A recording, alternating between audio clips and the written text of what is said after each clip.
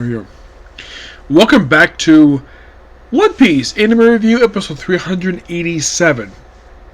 We're here reviewing episode number 1124, which, unlike the episode I previously reviewed that it was released yesterday, this one was released today, completely surrounded the operation of Escape Egghead. This episode covers chapter 1090. So, we begin with the last episode where the Straw Hats and Vegapunk, Stella, Lilith, and Progress basically surrounding York. And of course, basically mentions Straw Hat Luffy, and then Luffy picks up basically, it transpires as this, "Hi, this is Monkey D. Luffy, the man become king of the pirates." And of course, he heads up threatening the elders, which this is actually the first time ever in the series he's ever actually spoken to them.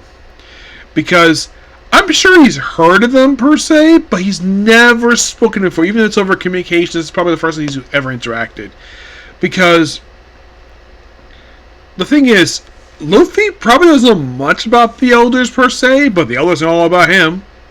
Oh, and also they have this paper out where, Garp has disappeared. Yeah, they mentioned, I almost forgot, man. I have the last episode. So, Luffy, before he gets more information, now in the manga, he just stops talking to them. In the anime, basically, they have it where Rob basically comes using her Devil Fruit power to shut Luffy up. So what's that for? Don't give me too much information. Okay. And then we cut to... Though they do mention of how Usopp, Lilith, and Frankie got unpetrified. Simple. Luffy asks S Snake to do it because he thinks he's Boa Hancock. Because she looks exactly like her. And apparently, despite the fact that their personalities are way different, so apparently, even though that she's a copy of Hancock, she still has a soft spot for Luffy. Even Jinbei points out Hancock's a real piece of work. She's also one of the most beautiful women in the series, and that's not me saying it. A lot of people have said it. Even Usopp's like, "Wow, what a beautiful woman." Yeah, Usopp said this, seeing her from a distance at the start of Return to Sabaody at the start of part 2 of the series. And of course, they'll trap in bubbles. They don't show this in the anime for some reason. Yeah, it's like this in the manga too. They're just like, they're in bubbles. Okay. And of course, he thanks her, and then of course, basically so they formally plan to get out of there. So the plan is to have Frankie and Lilith. Frankie, of course, they plan to have Vegapunk 1, the robot, carry the ship outside of the island, and then it has to crash in the ocean. Then, at that point, it'll fall in the ocean. And, of course, Frankie's like, well, we can actually take care of that. The ship can actually fly via coup de burst because it's powered by cola. And Vegapunk's like, perfect, that's a good idea.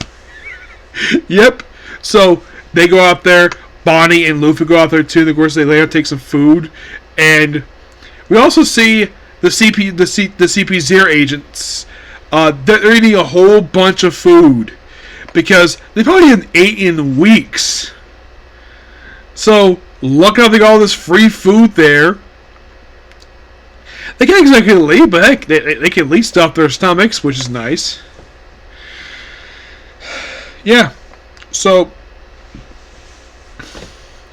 and of course the four of them get outside. Of course, Luffy's hopping around. Of course, basically only with Vegapunk, which is so funny. Oh yeah, before they go outside, Vegapunk is like, "You're not a navigator, right?" "Yeah." "What's your log posting next to the place to go to?" "Well, it's like northwest." "Oh, that's where Elbath is." "Yeah, this is just plain to see for the very next story arc. What's the current arc in the manga? Elbath. And when Luffy Usopp appears, they basically start dancing, and of course you have Robin just laugh at this because it's kind of funny. So, by the way, Zoro in the now Luffy, when he's first in the episode, he's eating a drumstick. So funny. Also, Sasa comes in. You have Charge like, "Oh hi Lady Saucy. Here's some coffee." She's like, "Oh, thank you." Just what she asked for. And we also have Kaku just bandaged up and Rabu just sitting there. just doing nothing. Like, why would they cheat the enemy for? But I actually thought that was kind of funny.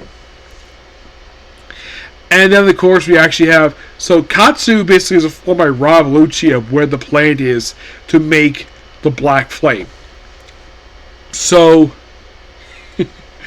so, basically, Katsu, he's ordered to go around his friend in order to get to the family. In order to get to the punk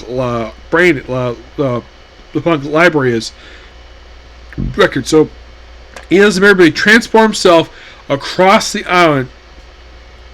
The artillery is directed to basically blow up the robot sea beast. And then the episode ends with Katsu basically being stopped by Sanemaru. I'm like, wow, this is so cool. And I have to wait till next week for the next part of this one. You're like, damn. And we just got this thing back with next week. Damn. Such a fantastic episode. Awesome. Love it.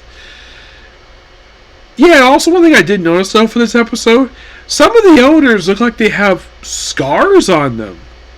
Because they didn't have this before, and now they got scars. I think maybe Saint Santa had a scar. One's got like a scar on his neck, and another got a scar on his face. Like, wow, something must have happened in the past. But yeah, fantastic episode. Loved it.